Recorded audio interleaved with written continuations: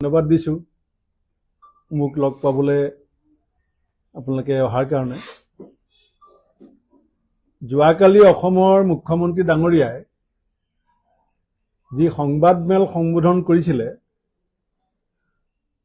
সংবাদমেল সম্বোধন কৰাৰ পিছত কেইবাখনো জিলাত বিজেপি দলৰ নেতা কৰ্মীসকল ৰাজপথত ওলাইছিলে আৰু বহুতে মনে মনে ভাবিছিলে আজিকালি আমি নতুন যিটো সমৰ কৌশল যুদ্ধবিলাক যিবিলাক হৈ আছে ইউক্ৰেইন আৰু ৰাছিয়াৰ মাজত, আমি দেখোঁ যে তাত কেনেকৈ ব্লাষ্টিক মিছাইলবিলাক ব্যৱহাৰ হয়। আৰু কালি মুখ্যমন্ত্ৰীৰ সংবাদমেলখন বহুতে ব্লাষ্টিক মিছাইল কংগ্ৰেছৰ বিৰুদ্ধে বা আমাৰ সভাপতি গৌৰৱ গগৈ ডাঙৰীয়াৰ বিৰুদ্ধে বুলি ভাবিছিল, কিন্তু আজি খন্তেক সময় আগতে শেষ হোৱা আমাৰ অসম কংগ্ৰেছৰ সভাপতি গৌৰৱ গগৈ ডাঙৰীয়াৰ যিখন প্ৰেছ মিট আছিলে গুৱাহাটীৰ ৰাজীৱ ভৱনত, সেইখন এণ্টি ব্লাষ্টিক মিছাইল, যেনেকৈ বিদেশী ৰাষ্ট্ৰ এখনে এটা মিছাইল মাৰিলে সামৰিকভাৱে সক্ষম শক্তিবিলাকে দেশবিলাকে আকাশমাৰ্গতেই টাৰ্গেট পোৱাৰ আগতে আকাশমাৰ্গতে এণ্টি ব্লাষ্টিক মিছাইল দি পেলাই সেই ব্লাষ্টিক মিছাইলটো ধ্বংস কৰে, তেনেকৈ মুখ্যমন্ত্ৰীগৰাকীৰ কংগ্ৰেছৰ বিৰুদ্ধে বা কংগ্ৰেছৰ সভাপতিৰ বিৰুদ্ধে যিটো ষড়যন্ত্ৰ ৰচনা হৈছিলে, যাক তেওঁ হয়তো ভাবিছিলে যে কংগ্ৰেছ নিঃশেষ কৰি দিম, সেইটো ইতিমধ্যে আজি অসমৰ ৰাইজৰ সন্মুখত আমাৰ সভাপতি ডাঙৰীয়াই প্ৰত্যেকগৰাকী সাংবাদিকৰ প্ৰশ্নৰ উত্তৰত আৰু উত্তৰসমূহ মই দলৰ এজন জ্যেষ্ঠ নেতা হিচাপে এণ্টি ব্লাষ্টিক মিছাইল হিচাপে গণ্য কৰিছোঁ।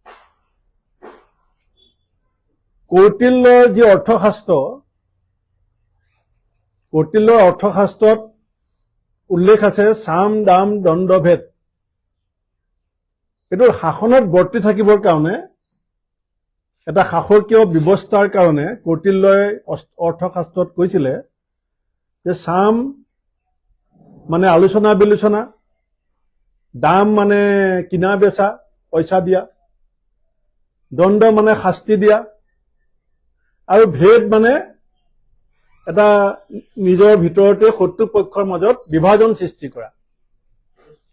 মুখ্যমন্ত্ৰীয়ে দীঘলীয়া সময় ধৰি ক্ষমতাত বৰ্তি থাকিবৰ কাৰণে অসমৰ ৰাইজৰ আশা আকাংক্ষাক বাস্তৱিক ৰূপায়ণ কৰাক বাদ দি কেৱল কৌটিল্যৰ অৰ্থশাস্ত্ৰৰ সেই যিটো ব্যাখ্যা চাম দাম দণ্ডভেদ, ক্ষমতাত টিকি থাকিবৰ কাৰণে তেওঁ কেৱল সেই কৌশলটো অৱলম্বন কৰি আহিছে, যিটো চাণক্যই কৈছিলে যে চল বল কৌশল। চাণক্যই কৈছিলে যে চল বল কৌশল প্ৰয়োগ কৰি ক্ষমতাত থাকিব। মুখ্যমন্ত্ৰীগৰাকীৰ লগত মই একেৰাহে 93 চনৰ পৰা 2015 চনলৈকে প্ৰায় 23 বছৰমান ৰাজনীতি কৰিছোঁ। মুখ্যমন্ত্ৰীগৰাকীয়ে কেইদিনমান আগতে মোৰ চৰিত্ৰৰ কথাও কৈছে। মই অসমৰ ৰাইজক জনাব বিচাৰিছোঁ যে বৰ্তমানৰ মুখ্যমন্ত্ৰীগৰাকীৰ সৈতে 93-94 চনত গুৱাহাটীৰ এখন ফাঁচী বজাৰৰ হোটেলত আমি মাহৰ পাছত মাহ একেলগে আছিলোঁ। তেতিয়া তেওঁ LLB পঢ়ি আছিলে, মই ডিব্ৰুগড় বিশ্ববিদ্যালয়ৰ ছাত্ৰ। মাহৰ পাছত মাহ একেটা ৰুমত, একেখন হোটেলত নহয়, একেটা ৰুমত আছিলোঁ। আৰু মিজোৰামৰ ইলেকশ্যনকে আদি কৰি বহুকেইটা ইলেকশ্যনত আমি একেখন হোটেলৰ একেটা ৰুমত মাহৰ পাছত মাহ বহু দিন কটাইছোঁ। গতিকে মোৰ চৰিত্ৰ তেখেতে জানে আৰু তেখেতৰ চৰিত্ৰ মই জানো। আৰু মোৰ চৰিত্ৰ কথা তেখেতে কৈ আছে, মই যদি তেখেতৰ চৰিত্ৰৰ কথা কওঁ, ইলেকশ্যনলৈও বেছি দিন নাই, আকৌ SIT বহাই ৰিপৰ্ট দিবলৈও সময় নাই, সমস্যা বহুত বাঢ়িব। কিন্তু মই গৌৰৱ গগৈ ডাঙৰীয়াক আজি ধন্যবাদ দিম যে আমাৰ অসমৰ কেইবাটাও জাতীয় সংগঠনেও প্ৰশ্ন উত্থাপন কৰিছিলে যে গৌৰৱ গগৈ ডাঙৰীয়া উত্তৰ দিব লাগে। মই ভাবোঁ যে অতি সাৱলীল ভাষাত, অতি স্পষ্টভাৱে আৰু অতি সহজ সৰলভাৱে, অতি নিৰ্ভীকভাৱে ৰাজহাড় পোন কৰি বুকু ফিন্দাই মুখ্যমন্ত্ৰীৰ চকুত হৈ আমাৰ প্ৰদেশ কংগ্ৰেছৰ সভাপতি গৌৰৱ গগৈ ডাঙৰীয়াই যোগ্য প্ৰত্যুত্তৰ দিছে আৰু মুখ্যমন্ত্ৰীগৰাকীয়েও কালি নিজে স্বীকাৰ কৰিছে যে আন্তঃৰাষ্ট্ৰীয় বিষয় এটাৰ ক্ষেত্ৰত এটা চূড়ান্ত ৰিপৰ্ট প্ৰস্তুত কৰাত ৰাজ্য চৰকাৰৰ এখতিয়াৰৰ ভিতৰত নপৰে। ৰাজ্য চৰকাৰৰ এখতিয়াৰৰ ভিতৰত নপৰে। গতিকে এতিয়া কালি বিজেপিয়ে ৰাস্তাত শ্লোগান দিছে যে তেওঁলোকে জাজমেণ্ট দিব বিচাৰিছে। মুখ্যমন্ত্ৰীয়ে কিন্তু কৈছে এইখিনি অভিযোগ আৰু সেই অভিযোগৰ ক্ষেত্ৰত কেন্দ্ৰীয় চৰকাৰ বা কেন্দ্ৰীয় গৃহ মন্ত্ৰণালয়ে আজিলৈকে কোনো প্ৰত্যুত্তৰ দিয়া নাই। মই যেতিয়া সভাপতি আছিলো, প্ৰদেশ কংগ্ৰেছৰ সভাপতি আছিলো, তেতিয়া গৌৰৱ গগৈ ডাঙৰীয়াক এনেকে কাষত বহুৱাই এই বিষয়টো সম্পৰ্কত মই যিখিনি সংবাদ মেলত কথা কৈছিলো আৰু সেইদিনাখন মোৰ কাষত বহি গৌৰৱ গগৈ ডাঙৰীয়াই যিখিনি কথা কৈছিল, মই নিজে অনুভৱ কৰি আছিলো যে আমাৰ আৰু এখন সংবাদ মেলৰ প্ৰয়োজন নাছিল। কিন্তু হয়তো বহুতে কথাবিলাক পাহৰি গ'ল। আজি যিখিনি কথা মুখ্যমন্ত্ৰীয়ে প্ৰশ্ন উত্থাপন কৰিছে, সেই একেখিনি প্ৰশ্নৰ উত্তৰ কিন্তু মই সভাপতি থকাৰ সময়ত গৌৰৱ গগৈ ডাঙৰীয়াক কাষত বহুৱাই আমি ৰাজীৱ ভৱনত সংবাদ মেল কৰি ইয়াৰ প্ৰত্যুত্তৰ দিছিলো। আৰু আজি ৰাষ্ট্ৰীয় তথা ৰাজ্যিক প্ৰতিগৰাকী সাংবাদিকৰ প্ৰত্যেকটো উত্তৰ গৌৰৱ গগৈ দিয়াৰ পাছত মই মুখ্যমন্ত্ৰী ডাঙৰীয়াক এটা পৰামৰ্শ দিম। কেলৈ মই কৈছোৱে যে 93ৰ পৰা 15 চনলৈকে একেলগে ৰাজনীতি কৰিছো। তেখেতেও মোৰ চব কথা জানে, ময়ো তেখেতৰ চব কথা জানো। আপোনাৰ চাম দাম দণ্ডভেদৰ প্ৰথম ফৰ্মুলা ব্যৰ্থ হৈছে, চল বল কৌশলৰ ফৰ্মুলা ব্যৰ্থ হৈছে আৰু অসমৰ জনসাধাৰণৰ সন্মুখত আমাৰ গাঁৱলীয়াত এটা কথা আছে যে আৰ চিগা চুলি তাৰ চিগা চুলি বান্ধি যাওঁ নেঘেৰি ঘোপা। আপোনাৰ SIT ৰিপৰ্টটো তেনেকুৱা হৈছে। গতিকে আপুনি অসমৰ জনসাধাৰণৰ ওচৰত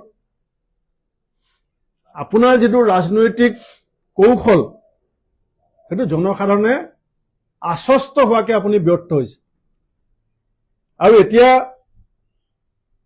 আপোনাৰ যিখিনি অভিযোগ আহিছে আপোনাৰ বিৰুদ্ধে, মুখ্যমন্ত্ৰীগৰাকীৰ বিৰুদ্ধে আমাৰ দলৰ ফালৰ পৰা আমি যিখিনি অভিযোগ আনিছো যে 6 জনগোষ্ঠী সম্পৰ্কত তেখেতৰ স্থিতি কি, চাহ শ্ৰমিকৰ মজুৰি বৃদ্ধিৰ ক্ষেত্ৰত স্থিতি কি, খিলঞ্জীয়াৰ ভূমি অধিকাৰ, ভূমিহীন লোকক ভূমি দিয়াৰ দায়িত্ব, নিবনুৱা সমস্যাৰ 34,43,000 নিবনুৱাৰ ভৱিষ্যতক লৈ তেওঁৰ স্থিতি কি।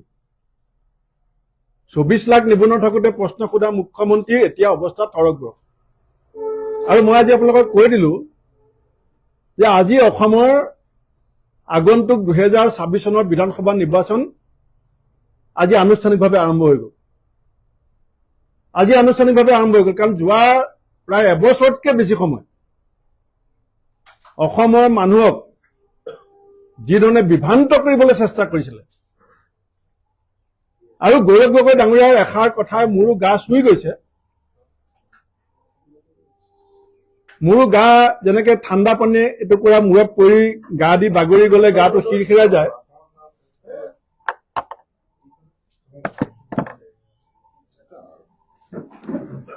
গৌৰৱ গগৈ ডাঙৰীয়াই এষাৰ ডাঙৰ কথা কৈছে যে অসমৰ ৰাইজৰ শ্ৰদ্ধাৰ আৰু অসমৰ ৰাইজে যাক ৰাজনৈতিক পৰিপক্ক অভিভাৱক বুলি ভাবে, যে তৰুণ গগৈ ডাঙৰীয়াৰ মান সন্মান আৰু গৰিমাত কোনো ধৰণৰ কালিমা লাগিবলগীয়া কাম গৌৰৱ গগৈ আগতেও কৰা নাই, আগলৈও নকৰো বুলি যিটো কথা কৈছে যে এজন যোগ্য পিতৃৰ যোগ্য পুত্ৰ হিচাপে তেওঁৰ এই বক্তব্যক মই আন্তৰিকতাৰে আদৰণি জনাইছো। আৰু মই মুখ্যমন্ত্ৰীগৰাকী, আপুনি যুঁজক আমাৰ লগত, গণতান্ত্ৰিকভাৱে যুঁজক। বৰপেটা সত্ৰত কি কয় আপোনাৰ বটদ্ৰৱা সত্ৰত যোৱাত আপুনি বাধা দিবলৈ চেষ্টা নকৰিব। মহাপুৰুষ শংকৰদেৱৰ জন্মস্থান আপুনি ৰক্ত ৰঞ্জিত কৰিবলৈ চেষ্টা কৰিছে, আপুনি এই কাম নকৰিব। আপুনি দৌল দেৱালয়ত অসম সন্তানসকলক যোৱাত বাধা আৰোপ নকৰিব। এইটো অসমৰ মানুহে বুজি নাপায় বুলি নাভাবিব। অসমৰ ৰাইজ ৰাজনৈতিকভাৱে পৰিপক্ক। আপুনি অসমৰ ৰাইজক হিচাপ দিয়ক যে ভিজন ডকুমেণ্টছ, আপোনালোকে ভিজন ডকুমেণ্টছত 10 বছৰ সময় বিচাৰিছিলে, 2016 পৰা 2024 ভিতৰত কংগ্ৰেছে 60 বছৰত কৰিব নোৱাৰা কাম আপোনালোকে 60 মাহত কৰিম বুলি কৈছিল। আপুনি হিচাপ দিয়ক যে ৰাইজ মই এইখিনি কাম কৰিলো, মই ইমান অসমত আপুনি কংগ্ৰেছে যেতিয়া শাসনভাৰত আছিল 24 লাখ নিবনুৱা আছিলে, এতিয়া 36 লাখতকৈ বেছি নিবনুৱা। কিমান ক্ষুদ্ৰ উদ্যোগ বন্ধ হৈ গ'ল, কিমান মজলীয়া উদ্যোগ বন্ধ হৈ গ'ল। কোনটো বস্তুৰ দাম আপুনি কমালে? ইলেকশ্যনৰ 90 দিনৰ আগত আপুনি 1 কেজি চাউল, 1 কেজি চেনি, 1 কেজি মিঠাতেল দি পেলাই 1 লিটাৰ মিঠাতেল দি পেলাই ইলেকশ্যন জিকিব বিচাৰিছে। কোনটো বস্তুৰ দাম আপুনি কমালে? আপোনালোকৰ শ্লোগান কি আছিলে যে ভাই ও बहनों कांग्रेस का जमाना में सीजू का दाम आसमान छू रहा है, बीजेपी को मौका दीजिए, सीजू का दाम जमीन में खड़ा कर देगा। কোনটো বস্তুৰ দাম আপোনালোকে কমালে? অৰুণোদয় 1250 টকা দিয়ে, চিলিণ্ডাৰৰ দাম কিমান? মূল্য বৃদ্ধি সম্পৰ্কত বিজেপি চৰকাৰৰ স্থিতি কি আপুনি নকয়? আপুনি যিবিলাক কাম আমাৰ বিডিঅ'সকলে কৈছিলে, যিবিলাক চেক আমাৰ বিডিঅ'সকলে বিতৰণ কৰিছিলে, সেই চেকবিলাক এতিয়া আপুনি বিতৰণ কৰিবলৈ আহোঁতে মহিলা মৃত্যু হৈছে, মহিলা মূৰ্ছা গৈছে, হস্পিটেলাইজ কৰিবলগীয়া হৈছে। ৰাতিপুৱা 5টা বজাৰ পৰা 7টা বজাৰ ভিতৰত আপুনি 2টা বজাত আহি পাব। মহিলাক ট্ৰেইনিং দি পেলাই বিডিঅ'বিলাকে 7টা বজাত নি মিটিঙত খাৰা কৰিছে। আপোনাৰ কথাত হাত তালি দিবলৈ মহিলাক ট্ৰেইনিং দিয়া হৈছে। এনেকুৱা ৰাজনীতি অসমৰ মানুহে চব গম পাই আছে। সেইকাৰণে মই কম যে হিমন্ত বিশ্ব শৰ্মা ডাঙৰীয়া আৰু এবাৰ মুখ্যমন্ত্ৰী হ'বলৈ চেষ্টা কৰাটো আমি অপৰাধ বুলি নাভাবো। আপুনি চেষ্টা কৰক, কিন্তু মুখ্যমন্ত্ৰীৰ নিচিনাকৈ চেষ্টা কৰক। আপুনি হিচাপ দিয়ক অসমৰ মানুহক আপোনাৰ কাৰ্যকালৰ। আজি লখিমপুৰ মেডিকেল কলেজত কিমানজন ডাক্তৰৰ পোষ্ট খালী হৈ আছে। আমাৰ লালুকত ডাক্তৰ নথকাৰ কাৰণে আমি ধৰ্ণা দিবলগীয়া হ'ল। আপুনি তাৰপিছত মেনেহাৰ পৰা ডাক্তৰ ট্ৰেন্সফাৰ কৰি আনি লালুকত দিলে, এতিয়া মেনেহাৰ ডাক্তৰৰ পোষ্ট খালী হৈ পৰি আছে। এই ৰাজনীতি বন্ধ কৰক। আপুনি যদি ভাবিছে যে কংগ্ৰেছৰ এই পৰিৱৰ্তন যাত্ৰা আপুনি ধৰ্ণা দি পেলাই বন্ধ কৰিব পাৰিব, মুখ্যমন্ত্ৰী মহোদয় মই আপোনাক কৈছো, আপোনাৰ প্ৰতিৰোধ যিমান শক্তিশালী হ'ব কংগ্ৰেছৰ গতি সিমান দুৰ্বাৰ হ'ব। আপোনাৰ প্ৰতিৰোধ যিমান শক্তিশালী হ'ব কংগ্ৰেছৰ গতি তাতকৈ দুগুণ গতিশীল হ'ব, দুগুণ দুৰ্বাৰ হ'ব। আৰু অসমৰ ৰাইজ এতিয়া ওলাব। অসমৰ ৰাইজে জানে কেতিয়া ওলাব লাগে। অসমৰ ৰাইজ শুই থকা সিংহত আজি আমাৰ সভাপতি গৌৰৱ গগৈ ডাঙৰীয়াৰ সংবাদ মেলৰ পাছত এতিয়া সিংহই গৰজিব। অসমৰ জাতীয় সংগঠনসমূহকো মই আহ্বান জনাম যে এইগৰাকী অসমৰ মুখ্যমন্ত্ৰীৰ 5 বছৰীয়া কাৰ্যকালৰ পৰ্যালোচনা গৌৰৱ গগৈক যেনেকে প্ৰশ্ন সোধাৰ অধিকাৰ অসমৰ জাতীয় সংগঠনৰ আছে, আৰু প্ৰত্যেকটো জাতীয় সংগঠনৰ প্ৰত্যেকটো প্ৰশ্নৰ উত্তৰ আমি কংগ্ৰেছ দল দিবলৈ সাজু আছো। কিন্তু মই সেইসমূহ জাতীয় সংগঠনক আহ্বান জনাম যে অসম চুক্তিৰ 5 নং 6 নং দফা সম্পৰ্কত বিজেপিয়ে যদি 10 বছৰীয়া শাসনকালত 1 চেণ্টিমিটাৰ যদি বিষয়টো আগবঢ়াব নোৱাৰে, তেতিয়াহ'লে সেইসমূহ জাতীয় সংগঠনে এই বিজেপিৰ 10 বছৰীয়া শাসনকালৰ পাছত আৰু কিমান দিন অপেক্ষা কৰিব? শ্যাম ষ্টাৰ্থৰ, দীপাঞ্জল দাস, দ্বিজেন্দ্ৰ পাংগিং, ঈশ্বৰ নায়ক, আব্দুল আলিম, কা আন্দোলনৰ 5 জন শ্বহীদৰ মূল্যাংকন, 5 জন শ্বহীদৰ তেজৰ মূল্যাংকন, ত্যাগৰ মূল্যাংকন সম্পৰ্কত অসমৰ জাতীয় সংগঠনসমূহে মুখ্যমন্ত্ৰী ডাঙৰীয়াক প্ৰশ্ন সুধিবৰ কাৰণে মই আহ্বান জনাইছো। আৰু যিটো ৰাজনৈতিক অসমৰ সংস্কাৰ আৰু সংস্কৃতি, এই ৰাজনৈতিক অসমৰ সংস্কাৰমুখী সংস্কৃতিবান ৰাজনীতি আজি বটদ্ৰৱা থানৰ সন্মুখত যিধৰণে আমাক বাধা দিয়া হৈছে, মই ডাঠি ক'ব পাৰো নামঘোষাৰ সম্পৰ্কত, কীৰ্তনৰ সম্পৰ্কত, ভাগৱতৰ সম্পৰ্কত, গীতাৰ সম্পৰ্কত যিকোনো এজন বিজেপি কৰ্মীক, মই পণ্ডিত নহয়, কিন্তু বিজেপিৰ যিকোনো এজন নেতা আৰু কৰ্মীতকৈ মহাপুৰুষ শংকৰদেৱ মাধৱদেৱৰ বিৰচিত 4 শাস্ত্ৰ আৰু আমাৰ ভাগৱত গীতা সম্পৰ্কত যিকোনো এজন বিজেপি নেতা আৰু কৰ্মী আমাৰ সন্মুখত বহক।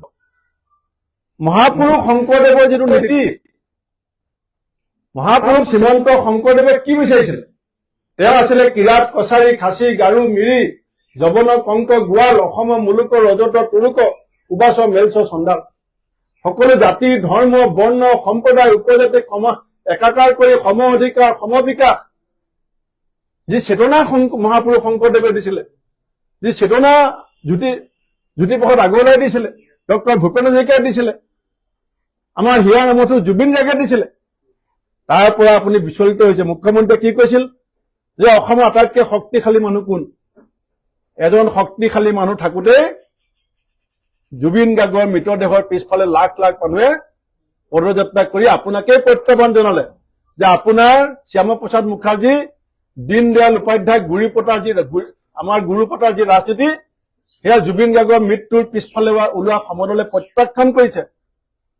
আৰু এটা বহুতে ভাবি আছে, আজি এই যিটো SIT, জুবিন গাৰ্গৰ সম্পৰ্কত SIT হ'ল, এইখন SITত যে মুখ্যমন্ত্ৰী ইমান খুচা হ'ল, কেলে ফাষ্ট ট্ৰেক আদালত দি ভোটৰ আগদিনাখন জুবিন গাৰ্গৰ হত্যাৰ লগত জড়িত ব্যক্তিক শাস্তি প্ৰদান কৰাৰ ব্যৱস্থা কিয় কৰিব নোৱাৰে? গৌৰৱ গগৈৰ বিৰুদ্ধে চব কৰিব পাৰে, কিন্তু জুবিন গাৰ্গে ন্যায় পাবৰ কাৰণে মুখ্যমন্ত্ৰী এতিয়ালৈকে কি ব্যৱস্থা ললে? প্ৰত্যেকটো কথাত পাভলতি মাৰিব বিচাৰিছিলে, প্ৰত্যেকটো কথাত গাত দিবলৈ বিচাৰিছিলে। গতিকে অসমৰ মানুহে এই কথাখিনি ভালকে চাই আছে। আৰু মুখ্যমন্ত্ৰী ডাঙৰীয়া, আপোনাৰ চাম দাম দণ্ড ভেদ চল বল কৌশলৰ ৰাজনীতি আজি তাৰিখলৈকে 100% ব্যৰ্থ হৈছে। মই গৌৰৱ গগৈ ডাঙৰীয়াক ভূয়সী প্ৰশংসা কৰিছো যে তেখেতে জোকৰ মুখত চূণ দিয়া নিচিনাকে আমাৰ অসম প্ৰদেশ কংগ্ৰেছ কমিটিয়ে অসমৰ ৰাইজৰ মনত সন্দেহ আৰু অবিশ্বাসৰ বাতাবৰণ সৃষ্টি কৰিবৰ কাৰণে মুখ্যমন্ত্ৰীয়ে কৰা প্ৰত্যেকটো ষড়যন্ত্ৰ আজি ব্যৰ্থ কৰিছে। ধন্যবাদ।